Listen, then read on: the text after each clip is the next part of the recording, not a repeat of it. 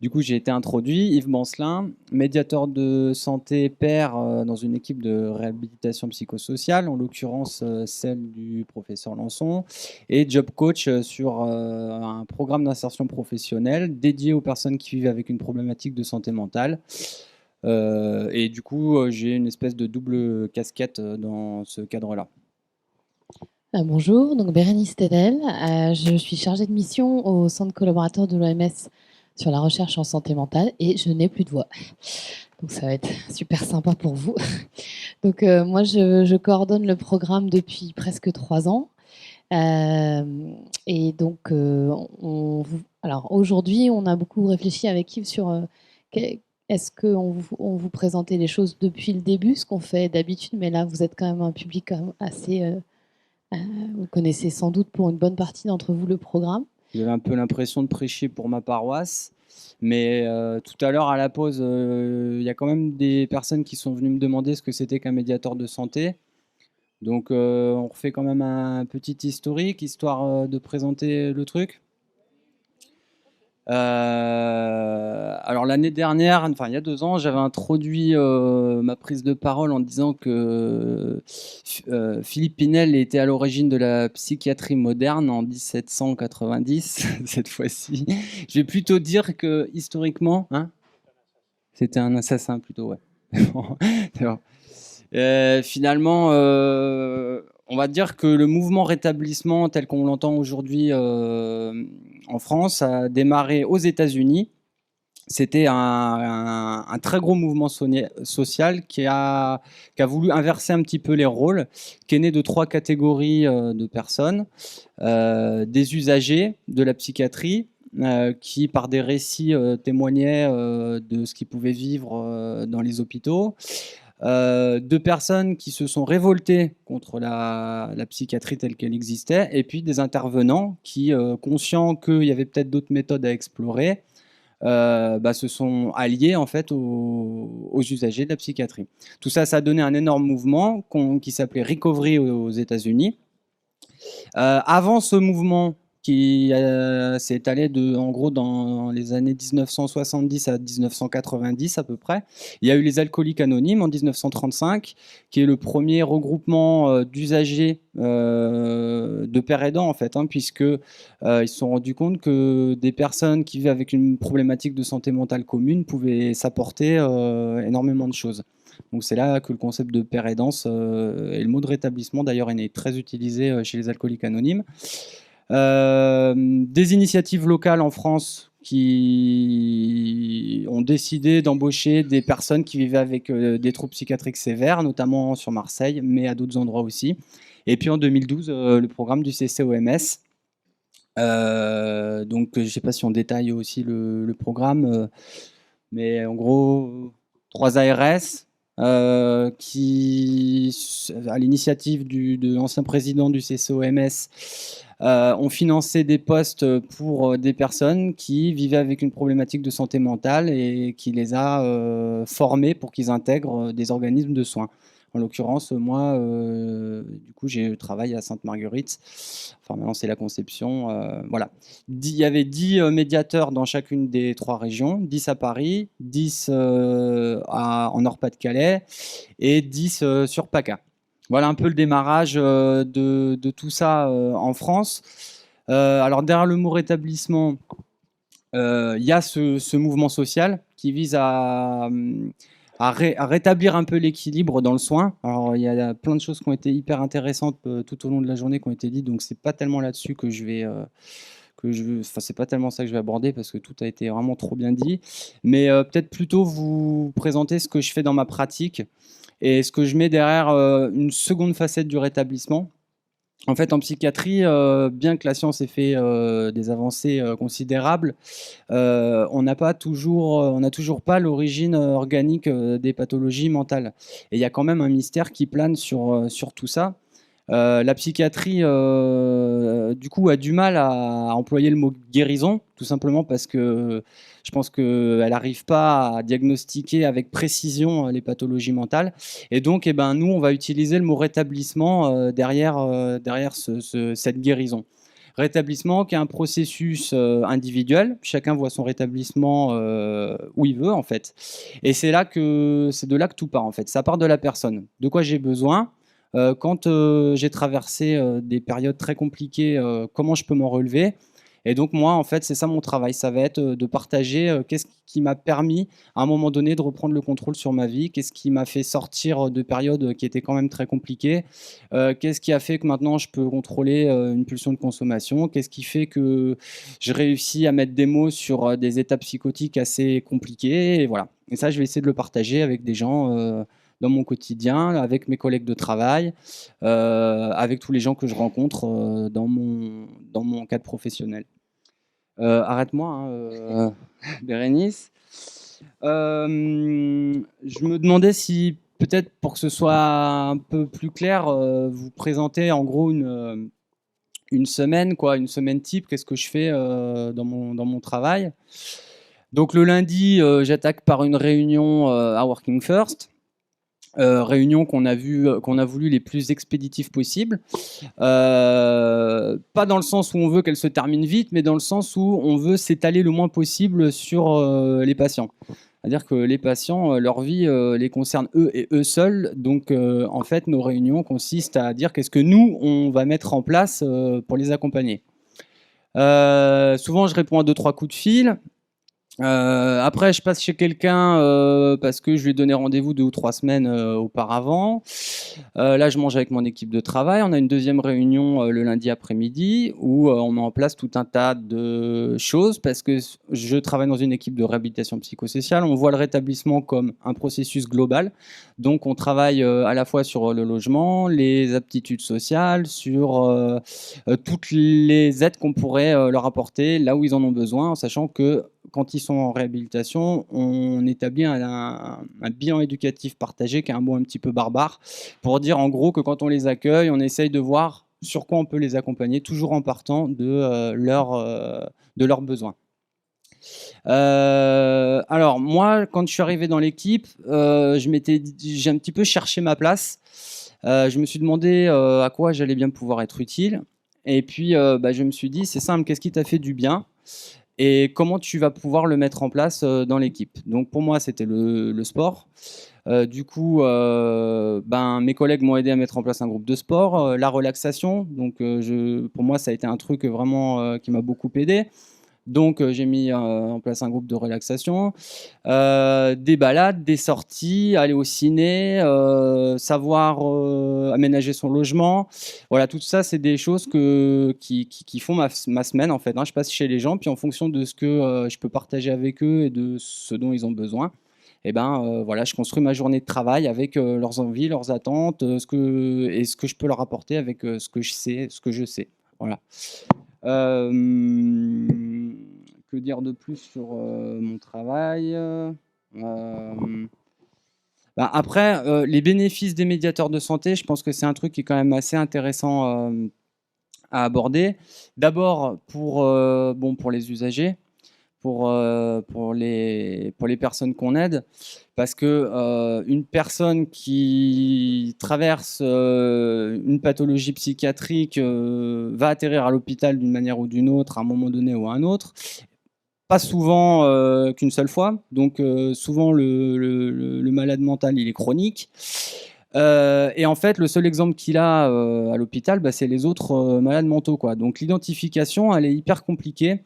Et à quel moment est-ce qu'il peut se dire qu'il va s'en tirer, sachant que les médecins eux-mêmes, les soignants, ont une culture assez négative en fait par rapport à l'issue de la pathologie mentale. Ils voient ça vraiment de manière assez négative. C'est pas moi qui le dis, c'est des études qui ont montré que vraiment euh, les soignants voyaient la pathologie comme un vrai handicap et que en fait c'était difficile de se réapproprier sa vie et d'avoir une vie normale entre guillemets. Alors, on reviendra peut-être sur cette question de normalité. Moi, je pense que c'est la société qui doit s'adapter aux individus et pas les individus qui doivent s'adapter à la société qui est ultra normalisante.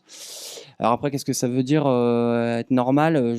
J'ai beaucoup réfléchi à la question. Je n'ai toujours pas trouvé de réponse, si ce n'est que voilà, je pense que c'est la société qui doit se déformer pour s'adapter aux individus. Je me suis un petit peu perdu dans le truc, mais oui, voilà, les personnes, toujours pour les personnes. Parce que je travaille dans une équipe médicale, donc quand il me rencontre et que j'ai un moment donné, c'est opportun, je partage avec lui le fait que bah ouais, j'ai traversé une psychose qui a été assez longue, assez compliquée, qu'aujourd'hui j'en ai encore des stigmates, que oui, je me suis shooté à l'héroïne, que oui, j'ai planqué des bouteilles d'alcool dans les faux plafonds et que j'ai caché les bouteilles vides dans les chasses d'eau. Bah, y a des choses qui se passent et puis maintenant, il voit que je travaille dans une équipe médicale. Donc pour lui, c'est quelque chose qui est hyper positif. Il se dit ah ouais mais tiens finalement il y a peut-être moyen. Bah moi aussi je vais devenir médiateur de santé. Et puis à partir de ça, on peut construire tout un tas de choses parce que finalement je normalise son trouble quoi. En tout cas il est plus qu'une maladie. Il peut s'identifier à quelqu'un qui a réussi. Ensuite pour les équipes, parce que je pense que depuis qu'on est arrivé dans cette équipe, tu peux m'arrêter si je me trompe, Saïd ou tous les collègues. Alors, on va préciser que d'abord l'équipe a été ultra accueillante. Ils nous ont mis super à l'aise. Ils n'avaient pas d'idées préconçues sur le médiateur de santé. Au contraire, ou alors c'était des idées qui étaient super positives. Ils nous ont aidés à construire à peu près tout ce sur quoi on a voulu s'investir. Donc ça a été pour moi et pour Saïd relativement simple par rapport à d'autres médiateurs de santé dont les équipes n'avaient pas été préparées, pour lesquelles ça a été plus compliqué. Mais voilà. Pour les équipes, parce que travailler avec quelqu'un qui partage les problèmes de santé qu'il a eu, ça les a amenés, je pense, à revoir, à reconsidérer leur manière de percevoir, leur représentation en fait des maladies mentales, quoi, tout simplement. Donc on a réfléchi même ensemble à des mots qu'on pouvait plus ou moins bannir du vocabulaire et parce que ils étaient stigmatisants. Et tout à l'heure, monsieur Stapopoulos, non, Apostolidis, pardon, vraiment nous a fait une démonstration juste géniale. Ouais, j'ai dérapé, mais c'était juste génial sur l'importance.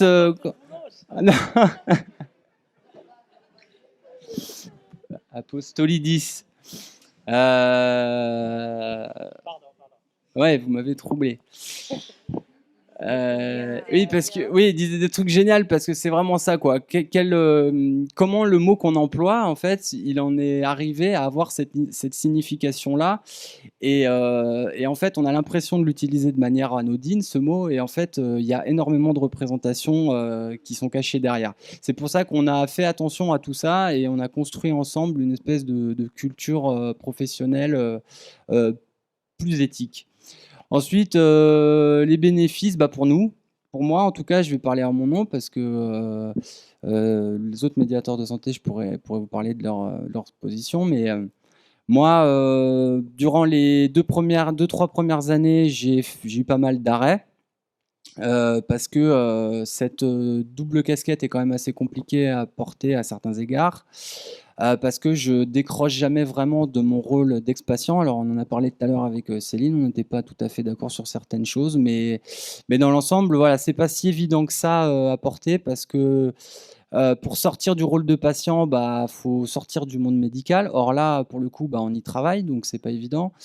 Et puis ensuite, comme c'est mon savoir expérientiel qui est la base de mon travail, en fait, bah, j'y fais systématiquement référence. Donc, pour le faire évoluer, c'est assez compliqué.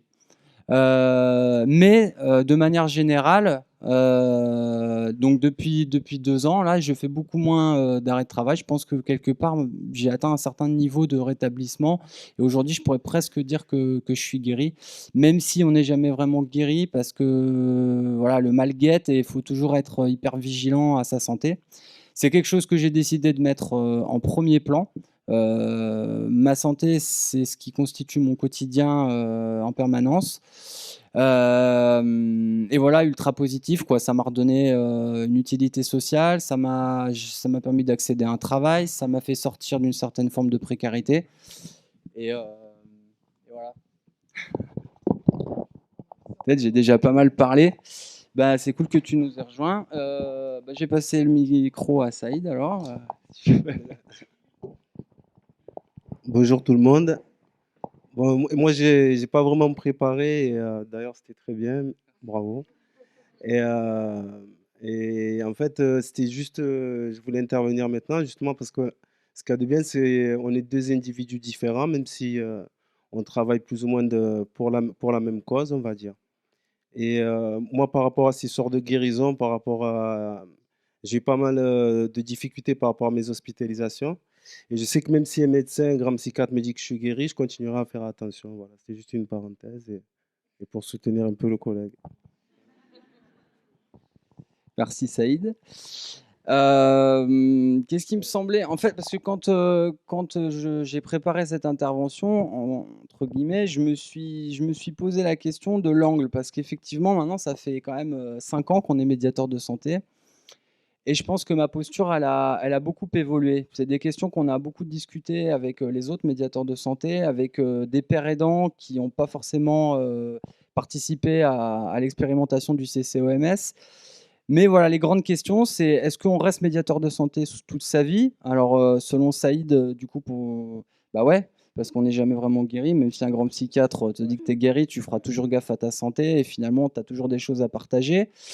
Mais voilà, cette question de l'évolution professionnelle, étant donné que c'est une réalité, on n'est pas vraiment reconnu. Enfin, si on est reconnu professionnellement, mais notre statut est compliqué à l'hôpital public. Alors peut-être que ça passera par d'autres formes d'associations et de collectifs. Peut-être que le métier de médiateur de santé perdurera pas à l'hôpital. Je ne sais pas. C'est une question centrale.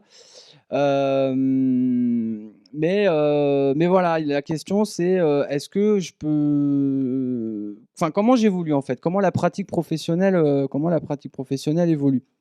Et en fait, la question c'est qu'on aurait bien aimé en discuter avec vous par des questions et par quelque chose qui soit un peu interactif. Bérénice, est-ce que. Bah, je peux peut-être dire un mot des autres médiateurs. Ouais, voilà. Ouais. En fait, aujourd'hui, sur les 29 médiateurs qui ont été formés en 2012, il en reste 14 en activité sur les 3 régions. Et ils travaillent dans des contextes très variés. Assez rarement, en fait, dans les contextes de Yves et Saïd, plus souvent dans des lieux fixes, type hôpitaux de jour, CMP. Avec moins de liberté aussi de déplacement, de liberté de manière générale. Donc c'est assez différent. Et puis comme il l'a bien dit, les équipes n'ont pas toujours été aussi accueillantes, aussi parce qu'on a fait des erreurs, nous, au CCOMS, quand on a implanté cette expérimentation. Et on a pris contact avec des hôpitaux en leur demandant de préparer l'arrivée des médiateurs qui souhaitaient recruter. Mais parfois, en interne, ils n'ont pas fait des choix très judicieux d'équipe, de service. Parfois, c'est arrivé dans des équipes qui étaient dans des moments compliqués déjà à la base, ce n'était pas le moment. Et puis, des équipes qui n'avaient pas du tout été formées à la notion de rétablissement, tout ça. Donc, ça a compliqué quand même beaucoup d'arrivées. Et puis, du coup, ça a aussi compliqué qu'est-ce que ça va être son poste, quoi, qu'est-ce qu'il va faire dans des équipes qui étaient elles-mêmes en plein questionnement sur qu'est-ce qu'elles proposaient réellement aux usagers. Donc, on a eu sur la première année, on a eu pas mal d'abandons, d'arrêts, qui étaient aussi bien liés à quelques médiateurs qui n'étaient peut-être pas pleinement rétablis et qui ont connu des mois difficiles dans la reprise d'emploi, et puis aussi à des prises de poste qui ont été vraiment difficiles et qui ont généré quelques abandons. Après, sur les années qui ont suivi, il y a des gens qui tout simplement ont utilisé à bon escient ce retour à l'emploi et qui sont partis très vite pour reprendre des cursus longs.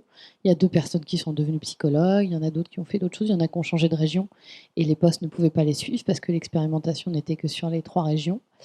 Et puis plus récemment, sur l'année dernière, il y a 2 personnes qui sont parties par lassitude, par envie de faire autre chose, et puis par l'envie justement de ne souhaitant plus se définir par le savoir expérientiel, ne souhaitant plus commencer sa journée de travail en évoquant régulièrement ce qui s'est passé, tout ça, et envie de travailler autrement.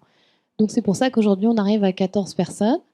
Notre objectif c'est de faire a priori, on espère lancer une nouvelle formation en septembre prochain.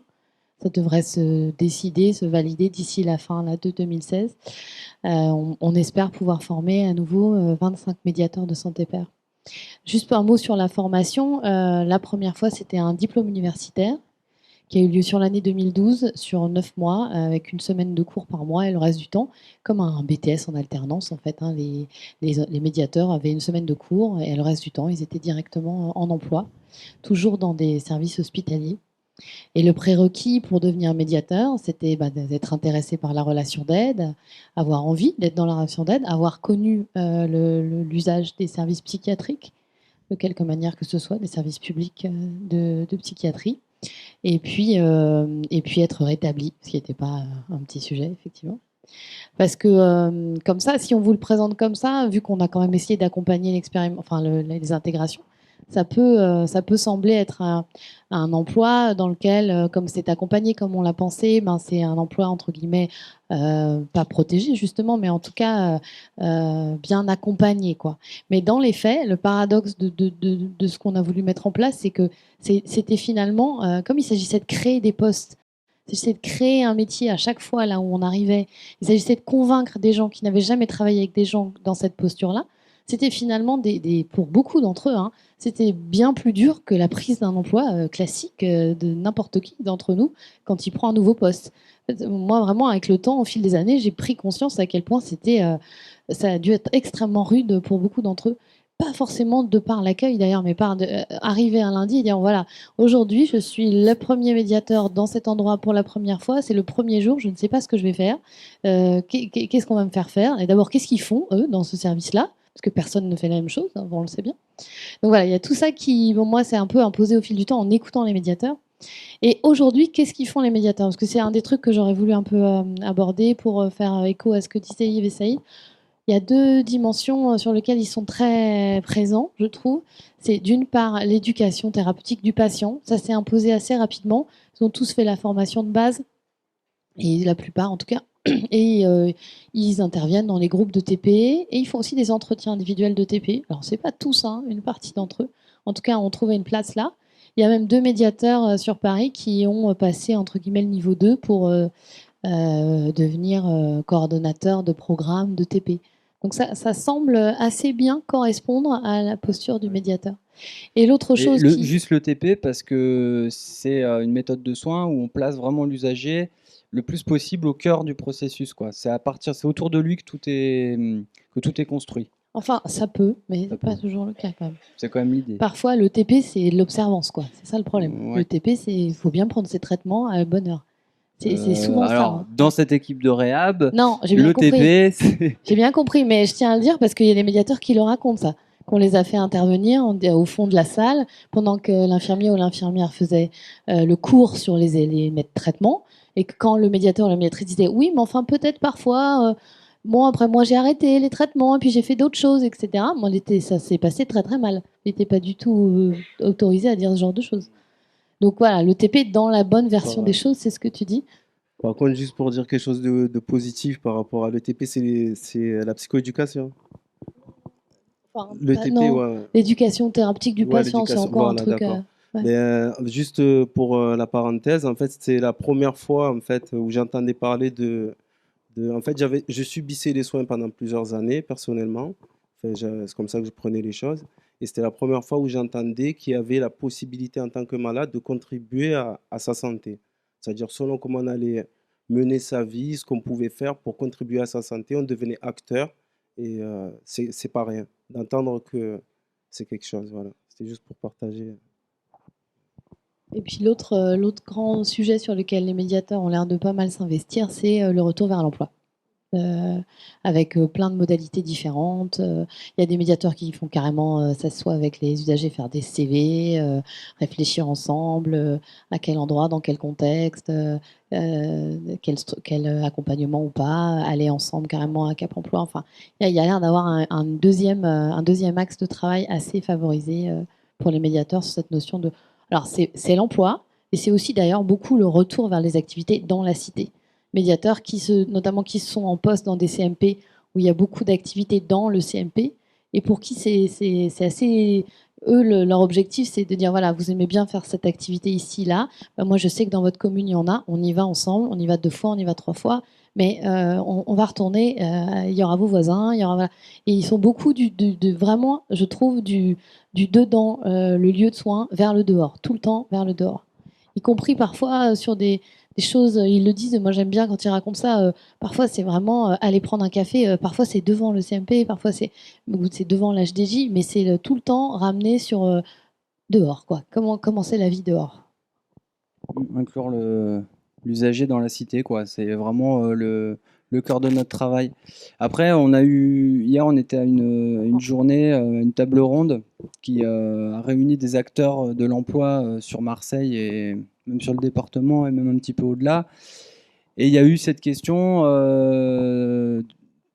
centrale sur l'emploi. Alors oui, l'emploi, c'est pas une question évidente pour tous. Tout le monde n'a pas besoin de travailler pour être heureux.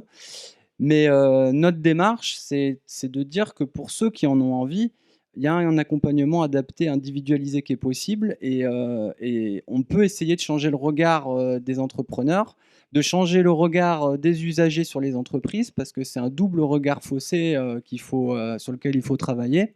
Et ça, c'est hyper intéressant parce que le travail, c'est quand même participer à une société qui est une société de consommation exacerbée, que quand on n'a pas de pouvoir d'achat, eh ben, on se sent exclu aussi de la société. Or, le travail permet d'avoir un revenu un petit peu plus important que la hache. Après, c'est une question d'utilité sociale parce que la solitude et l'inutilité, c'est vraiment un facteur aggravant des problématiques de santé mentale parce que cognitivement, on est plus stimulé, parce qu'on n'a plus les moyens de valoriser ses compétences, parce que l'estime de soi elle est dégradée, parce qu'on rencontre plus de monde. Enfin voilà, le travail pour ça, c'est vraiment un des moyens d'inclusion dans la société les plus importants. Mais ça peut être aussi dans tout autre type de groupe social et pas forcément dans une entreprise. Peut-être les gemmes, si tu veux dire. Ouais, sinon, moi, je ne me souviens pas du tout de la personne qui avait juste avant, là, qui expliquait, qui parlait de la mémoire, enfin, ce qui constitue un peu sa propre personne. Non, je prends pas de risque. Et, euh, et en fait, je trouvais que c'était très intéressant ce qu'il disait parce qu'en fait, ça joint aussi par rapport au travail, mais c'est aussi sur d'autres dimensions. C'est le fait de, suite aux hospitalisations, en fait, on se perd un peu en tant que personne, on s'oublie un peu en tant que personne, on retient que le diagnostic et c'est pas évident à passer le cap, à se retrouver ou avoir une continuité avec son enfance après une hospitalisation, enfin une continuité de vie. Il y a une réelle coupure. Et le fait de faire des activités, peu importe lesquelles, qui nous tiennent à cœur, on renoue justement avec notre personne et voilà. Et selon à quel stade on en est, on peut soit aller travailler, soit se reconstruire, soit. Enfin voilà quoi. Il n'y a pas de petite demande. Je pense que chaque personne qui exprime une demande, si on a la possibilité de pouvoir soutenir, on essaie de le faire, quoi. Voilà. Sinon, on avait accompagné, le CCOMS a accompagné le programme d'une étude de recherche qualitative.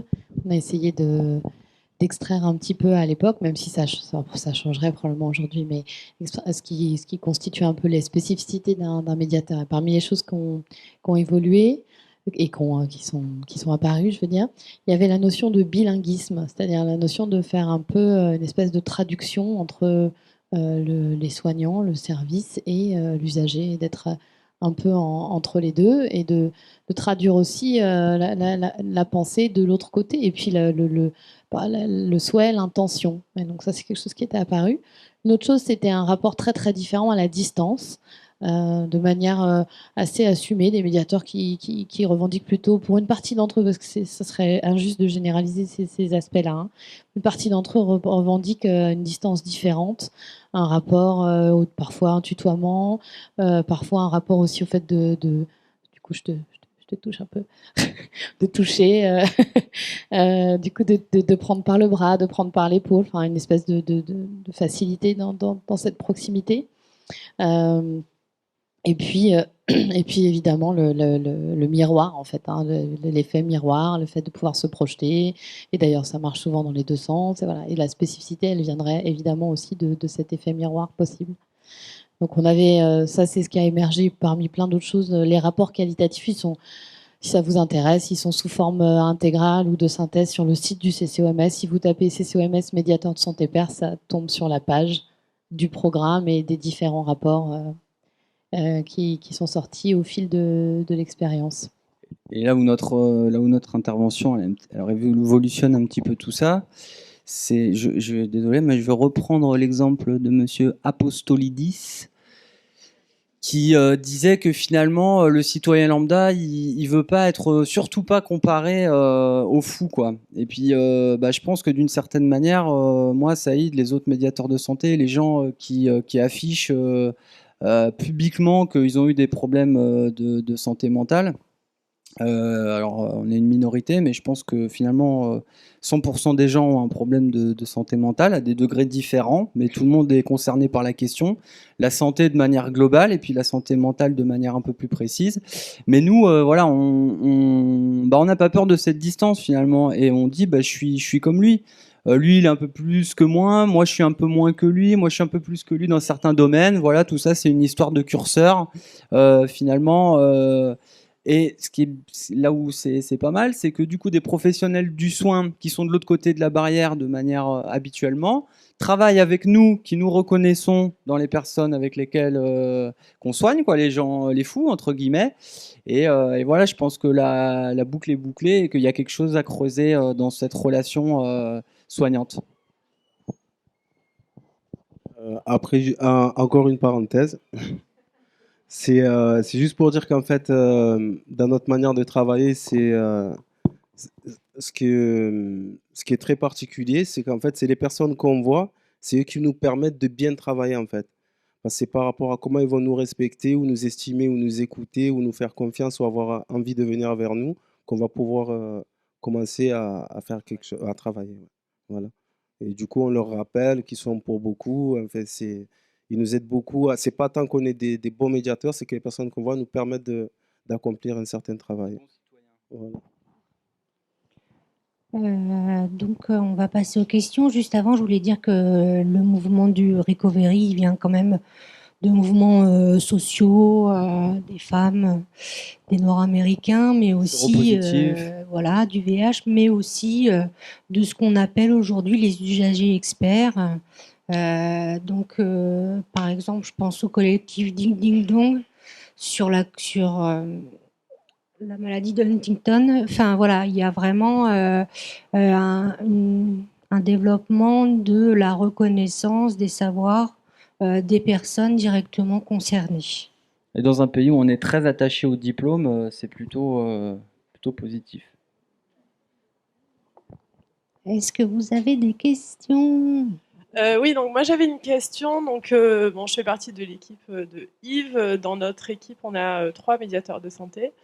Et ce que j'ai constaté en fait au fil de ces 2 années, c'est qu'au-delà des compétences qui sont liées au savoir expérientiel, on se rend bien compte que les personnes qui travaillent avec nous, elles ont plein d'autres compétences qui pourraient s'apparenter à des compétences telles que celles de moniteur-éducateur ou de chargé d'insertion, tout ça. Et je me suis posé la question, alors je ne me suis pas penchée sur la formation en fait, des médiateurs, mais je me suis demandé si à un moment, est-ce que ça ne serait pas pertinent de proposer des doubles cursus, en fait, type médiateur, moniteur, éducateur ou médiateur, enfin je ne sais quoi d'autre, parce qu'il me semble qu'à un moment, en fait, effectivement, la carte de médiateur, ça peut aider dans le sens de l'advocacy, tout ça, mais aussi parfois, les médiateurs ont envie d'être reconnus pour autre chose que leur savoir expérientiel. Ils ont énormément d'autres compétences. Enfin, je pense que c'est vraiment une partie aussi de personnes et de professionnels. Donc, pour pouvoir aussi évoluer professionnellement et voilà, est-ce qu'il y a une idée autour de ça? Est-ce que ça a déjà été fait? Est-ce que vous l'avez envisagé? En fait, c'est la question qui émerge très largement en ce moment, avec le temps. Voilà, ça fait 5 ans. La question, d'une part, comme je disais, de se revendiquer encore et toujours médiateur n'est pas évidente en soi. Il y a effectivement, on l'a très bien dit, plein de compétences qui émergent, qui rejoignent d'autres corps de métier et qui sont présents notamment dans l'hôpital. Alors, je sais que l'année dernière, avec un médiateur parisien, on était allé voir la DRH de son établissement et très spontanément, ils lui ont proposé de passer un certain nombre de concours. Et lui, finalement, c'était l'inverse. Lui, ce qui lui manquait, c'était que comme le métier n'a jamais été créé et n'est pas en passe de le devenir parce que c'est compliqué, lui, ça l'intéressait pas du tout il ne voulait ni venir ni ci ni ça, il voulait être médiateur de santé et avoir un intitulé. Ça, c'est un exemple. Effectivement, bon, c'est pas la majorité. Dans l'ensemble, ce qu'on voit émerger ces 2 dernières années, c'est exactement ce que vous êtes en train de dire. C'est d'abord vers quoi on va pouvoir évoluer. Il n'y a pas de passerelle en l'état. Il faut tout recommencer, il faut reprendre un concours, ça. Et en plus, il n'y a pas d'évolution de salaire, il y a voilà, une problématique de place. Ça. Donc pourquoi pas, hein, la question du double cursus, c'est sûr, elle est à creuser. Pour le moment, nous, ce qu'on se dit au CCOMS, c'est que on va accompagner une fois encore une formation probablement, voilà, on l'espère, l'année prochaine, la licence. Après, on aimerait vraiment que ce qui se passe après, ce soit des impulsions régionales. C'est-à-dire, on pense que c'est dommage de continuer à fonctionner sur un truc centralisé, qui est extrêmement coûteux, qui ne nous permet pas, nous, d'accompagner de manière qualitative en région quand les gens intègrent. Et ça ne va pas s'arranger là parce qu'on a plus de régions. Donc, l'idée, c'est de le faire encore une fois et après, vraiment, d'aller aider toutes les volontés de qui voudra faire un DU, une autre région voudra faire une licence, une autre région voudra faire un double parcours. Voilà, il y aura, on l'espère, plein d'émanations comme ça, des petites promos, des plus grandes. Il y a déjà des régions qui ont commencé à discuter avec des facultés sur leur territoire. Ce sera peut-être pas dans 2 ans, ça prend un peu de temps ces trucs-là. Mais moi, ce que j'espère, et quand je vois un peu aussi plein de petites initiatives de pères aidants qui nous reviennent, là au CSOMS, on a régulièrement des appels, on entend parler d'un père aidant dont on ne connaissait pas l'existence dans un CH, alors il est payé à la vacation, tout ça, mais il existe, il fait de la père aidance, tout ça. Et ça, j'en ai entendu parler de plein. Et puis il y a les Suisses, et puis il y a les Belges, etc. Donc il y a plein de choses. Et moi, vraiment, ce que j'espère, c'est que bon, nous, on propose un modèle, ça n'en est qu'un. On n'est pas organisme de formation, on n'est pas une faculté. L'idée, c'est qu'après, il y ait des modèles qui émergent, qui forment des médiateurs, des pères aidants, on les appellera un peu comme on voudra. Il faut qu'ils soient formés et il faut qu'ils soient accompagnés parce que c'est pas facile au début. Mais je trouve qu'il faudrait effectivement ne pas être dans une grande rigidité, c'est-à-dire pourquoi pas moniteur éducateur avec une espèce de double dimension, savoir expérientiel, etc. Par exemple, nous, ce qu'on s'était dit quand le CCOMS a créé le diplôme, c'était ça allait s'appeler médiateur de santé père. Et le docteur Jean-Luc Roland dit parce que ça permettait qu'à un moment, ces professionnels, ils fassent tomber le père. Et que ce soit médiateur de santé, qui puisse avoir une espèce de compétence transversale sur la pathologie chronique en général, qui puisse après, je sais pas, se mettre à leur compte ou bien proposer de former des professionnels sur la pathologie chronique et la médiation en santé, et qu'ils pouvaient ou pas rester pairs. Voilà. Donc il y a tout ça en ce moment, ça bouge beaucoup. Et c'est certains médiateurs, et il l'a dit un peu Yves tout à l'heure, et je l'entends aussi dans le Nord, l'idée qu'ils disent exactement ce qu'il a dit. Moi, je parle de moins en moins de mon propre parcours. Finalement, ce qui se met de plus en plus en avant, c'est les compétences que j'ai développées depuis, souvent techniques. Et par contre, c'est sûr que mon approche est probablement différente. Voilà. Je ne sais pas si ça répond un peu. Excusez-moi, c'était juste pour rajouter un point de vue. C'est que c'est très bien par rapport au futur, par rapport à ce qui est à venir, et au plus il y aura de portes ouvertes, au mieux c'est, quoi. Enfin, je pense surtout pour la demande qu'il y a, les personnes qui ont vraiment besoin énormément de choses. Moi, je pense sincèrement, c'est pas un métier, mais plusieurs métiers qu'il faudrait créer. Enfin, bref. Mais sinon, dans notre manière de travailler actuellement, euh, ce qui nous permet aussi de travailler en tant que médiateur, c'est aussi le fait que les personnes qu'on voit savent qu'on travaille avec d'autres professionnels, que des fois on peut les orienter, et ça nous rend aussi crédibles, et ça permet aussi d'éviter ce que j'ai traversé ou d'autres personnes ont traversé, d'être en conflit avec le système de soins, quoi. Voilà, ça peut aider à renouer avec le système de soins. Voilà.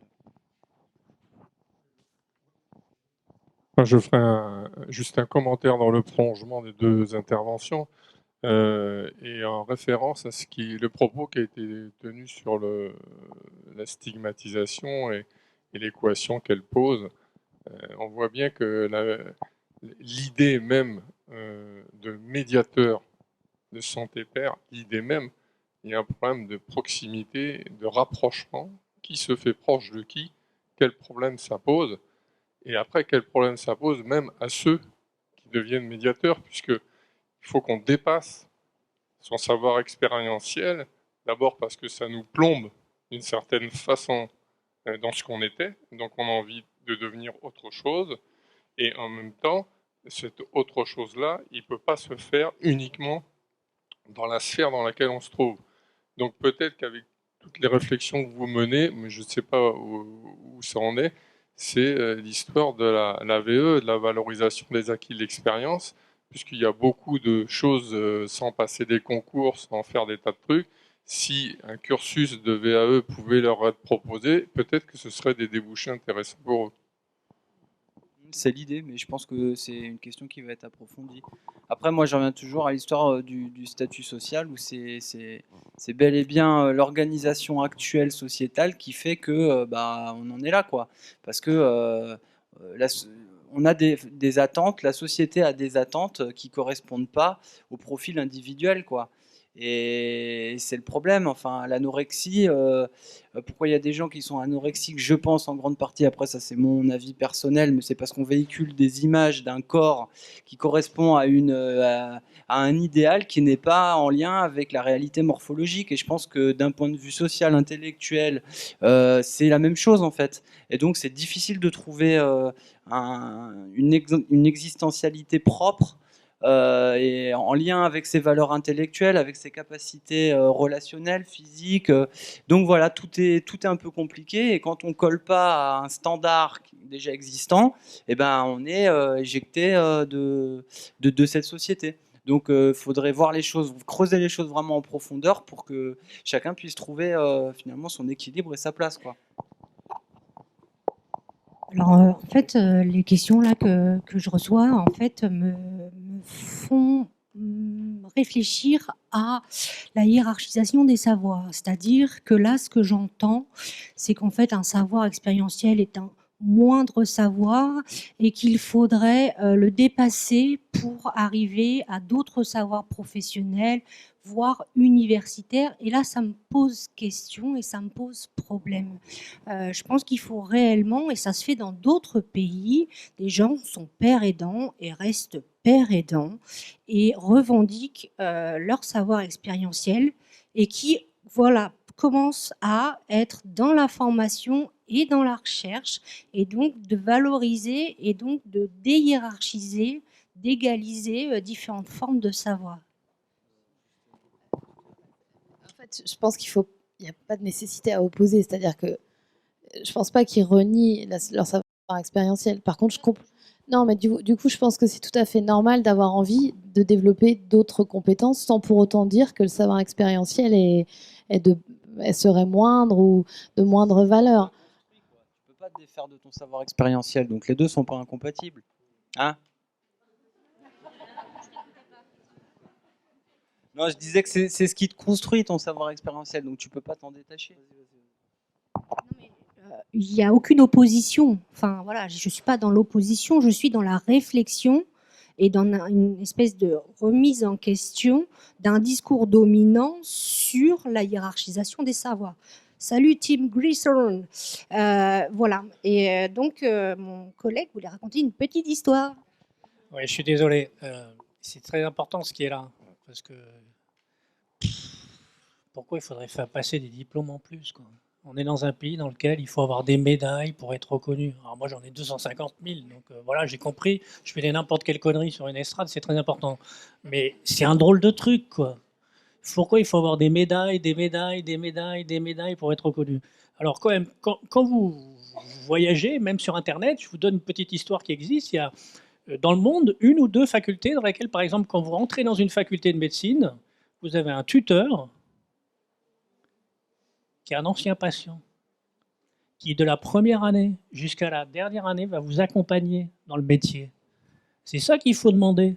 Il faut arrêter de demander que ce soit le professeur Lançon qui vous explique la maladie mentale. C'est des conneries, ça. Voilà, donc c'est des expériences qui existent. C'est possible de le faire. Il faut arrêter de tout le temps de discuter sur les diplômes en plus, pas les diplômes en plus. La reconnaissance sociale, elle est d'abord là. Est-ce que dans les facultés actuellement, dans un pays comme la France, on peut demander à ce que... Et je vous signale que ça existe. Parce qu'actuellement, il y a le statut, il y a les formations des patients experts, et ça, c'est quelque chose qui existe. Donc il faut s'en saisir, et il faut arrêter de vouloir faire des choses en plus, que vous y essayez. Alors après, si vous voulez faire autre chose de votre vie, formidable. faites-le. Si vous, voilà. Mais il faut arrêter. Moi, j'ai beaucoup de respect comme vous êtes. J'ai pas besoin que vous ayez 67 diplômes pour qu'on parle. Vous voyez ce que je veux dire? Mais ça existe dans des pays. Tim, il veut parler déjà.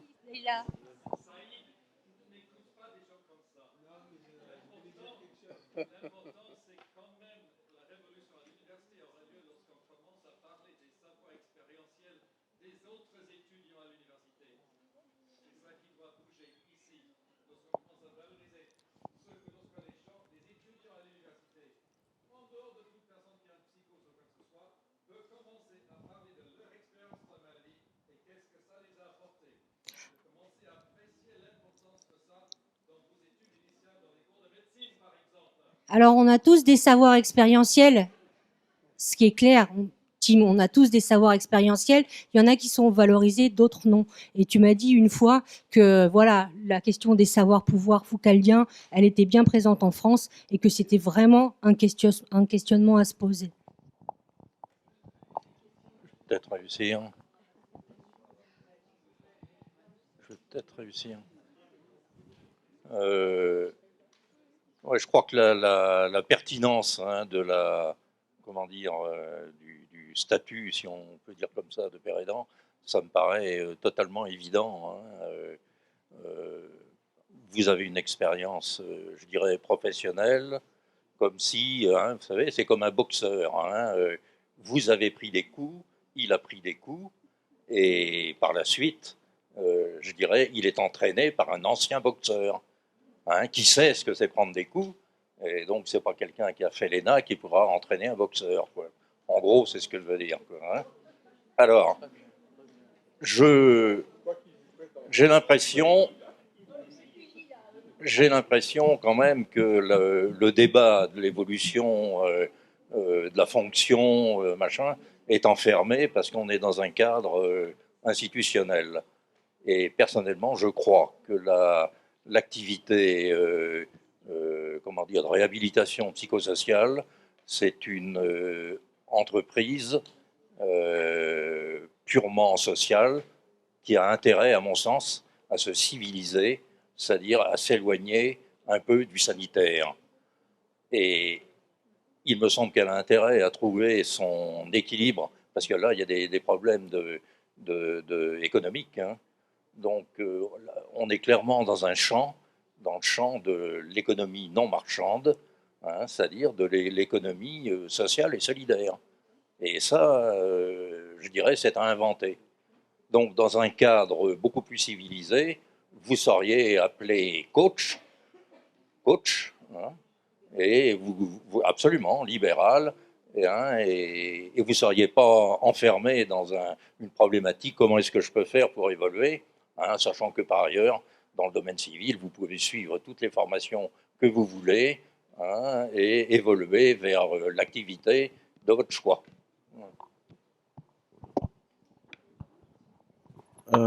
Après, je voulais juste dire quelque chose par rapport à ce que vient de dire le monsieur. Je pense qu'il y a aussi une importance à ce que le travail de médiateur il est vraiment un lien avec les structures hospitalières. Parce que et d'une part, ça permet aux personnes qui sont hospitalisées ou qui vivent les hospitalisations de voir qu'il y a une possibilité, ce qui n'est pas toujours le cas. Moi, j'ai passé des années sans avoir les mêmes personnes tourner en rond, à m'inquiéter réellement pour mon sort. Et je pense aussi que ça permet vraiment cette histoire de s'il y a une légitimité. Moi, je ne remets pas en question les systèmes existants, mais s'il y a une légitimité de soins en ce qui concerne tout ce qui touche de près ou de loin aux soins, c'est pas possible d'envisager que des personnes subissent le soin ou aient peur des soignants en fait, je crois énormément à l'alliance thérapeutique. Donc, je pense que les médiateurs contribuent énormément à cette alliance thérapeutique.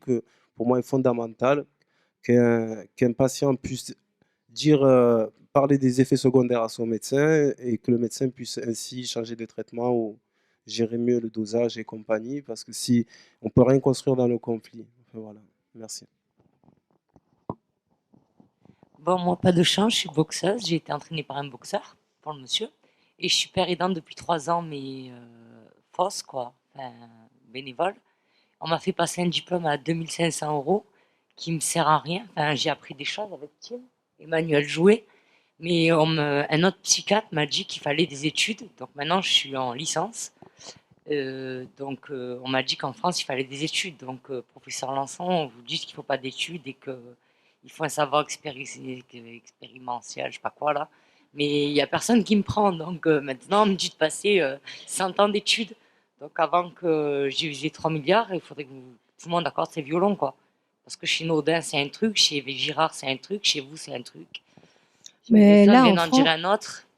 Là, en France, il existe un espèce de vivier d'usagers qu'on sort de son chapeau et qu'on emmène dans les colloques et voilà pour montrer que ça marche et que c'est génial et que la réalité, elle n'est pas du tout là. Il y a beaucoup de gens qui font de la pérédance bénévole depuis très longtemps et qui ne sont pas reconnus. Donc, enfin voilà, il faut aussi le dire ça. Après, par rapport au savoir expérientiel, je pense que vous avez tous eu déjà mal à la tête et que quand vous avez mal à la tête, vous avez des stratégies pour avoir moins mal. Nous partageons donc des savoirs expérientiels autour des maux de tête. Mais on est dans une réalité économique qui fait que c'est clair, il n'y a pas de boulot pour les travailleurs pères en France. Et il y en aura peut-être jamais, peut-être. Bonjour. Je voulais avoir des précisions sur le prochain programme du CCOMS. Vous disiez que en 2012, vous aviez 3 régions pilotes, j'imagine, avec au total 3 fois 10 médiateurs père aidant.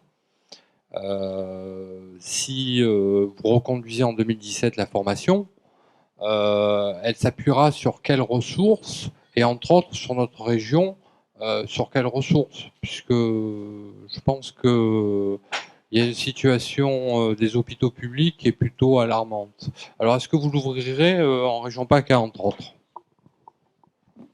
Alors, déjà, effectivement, la donne financière sera complètement différente de la première fois.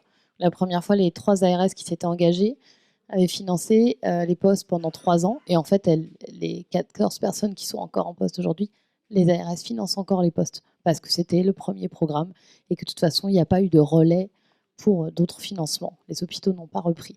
Mais les gens sont encore en poste et les postes sont encore payés par les ARS. Voilà, ça c'est pour le premier programme. Le programme qu'on essaye de monter en ce moment, c'est beaucoup plus difficile parce que d'un certain point de vue, les pratiques et les accueils et les souhaits des établissements sont bien plus nombreux. Il y a beaucoup d'établissements qui sont partants, beaucoup d'équipes qui nous ont sollicités. Par contre, la partie financière est beaucoup plus tendue qu'il y a 5 ans. Donc, on a 6 régions qui sont concernées. Pour le moment, PACA, c'est pas acté. Parce que pour des questions financières, je ne vais pas vous l'apprendre, pour le moment, PACA, on n'est pas du tout sûr qu'ils vont financer des postes. Voilà. Et pour les régions qui vont y retourner, et les postes qui seront financés, toutes les ARS se sont mises d'accord entre elles, les 6 ARS qui veulent en tout cas y retourner, elles vont financer une année, c'est tout. Et après, c'est aux établissements de financer les postes. Et ce qui nous complique beaucoup, beaucoup. Je vais dire une saloperie. Moi, personne ne m'empêche d'aller voir mon directeur et dire écoutez, parce qu'il y a de l'argent dans les hôpitaux, il faut arrêter de déconner, quoi. Beaucoup, énormément. Il faut arrêter de dire il n'y a pas d'argent, quoi. Il faut aller au Congo pour voir ce que c'est pas d'argent. Donc demain, je peux aller voir mon directeur et lui dire monsieur le directeur, voilà, j'ai 18 personnes dans mon équipe, je souhaite engager 5 personnes qui soient des travailleurs pairs sur ces 18 personnes. Personne ne m'empêche de faire ça. Et personne, et le directeur, il ne va pas me dire non. C'est pas lui qui va me dire non. Mais c'est pour ça, il faut arrêter de dire il faut de l'argent en plus pour engager des travailleurs pairs, on n'a pas d'argent. Si je pense que c'est important, si je suis convaincu que ça fait changer les choses, moi je passe pas mon temps à demander des trucs en plus, la RS PACA, la reine d'Angleterre. Je vais voir le directeur, je dis monsieur le directeur, voilà. Et puis je fais des choix. En tant que responsable, je fais des choix. Et effectivement, je vais avoir des problèmes. Et je sais avec qui. Mais je les assume. Et ça, c'est aussi le fait de, si on est responsable, ça veut dire quelque chose. Et donc, on peut tout à fait, en dehors de la révolution permanente, décider dans un établissement, dans une équipe, que si on a 25 personnes qui travaillent dans l'équipe, eh ben peut-être que c'est bien qu'on ait 5 travailleurs pairs et qu'on va perdre 5 professionnels patentés et que peut-être qu'à la fin, ça va faire un truc.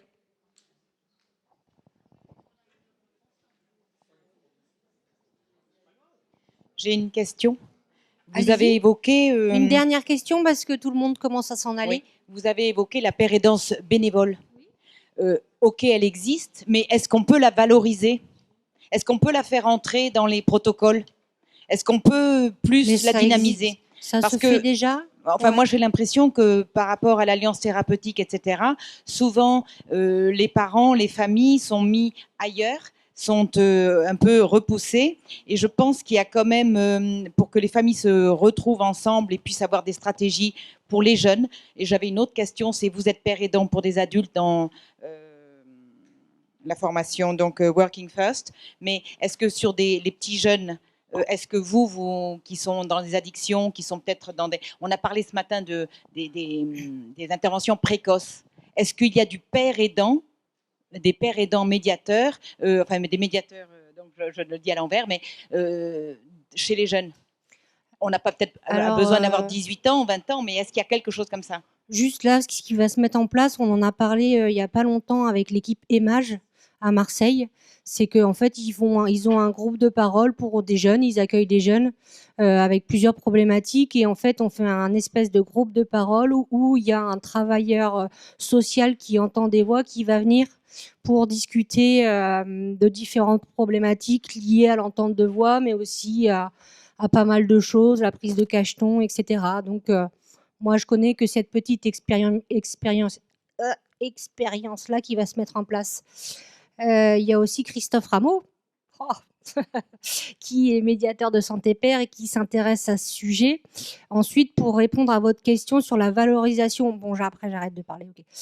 Sur la valorisation de la pérédance, en fait, elle est peut-être invisible et parfois c'est peut-être pas plus mal.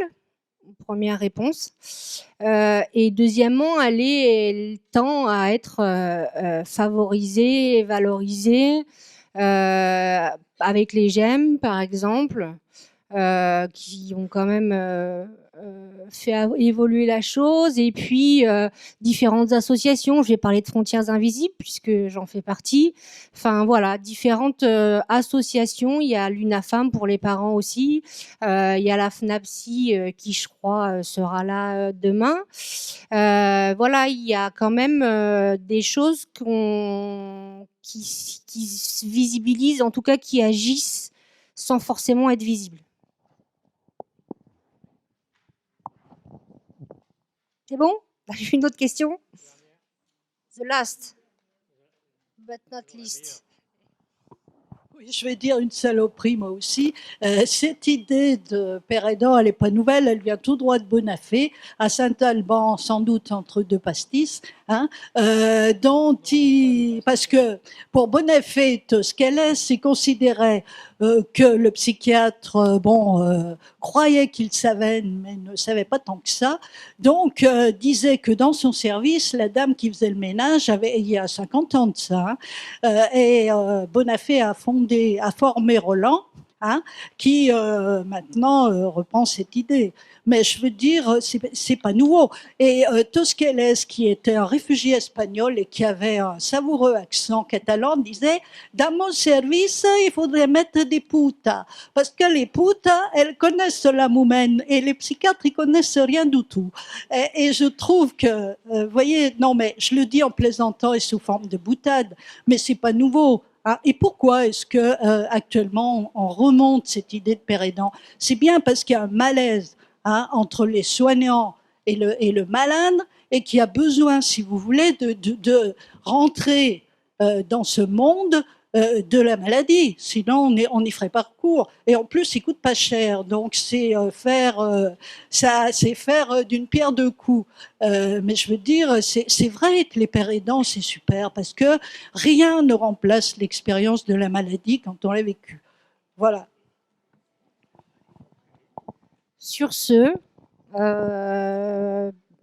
je ne conclus pas. Je laisse ouvert le débat qui peut se continuer en sortant de cette salle. Merci à vous.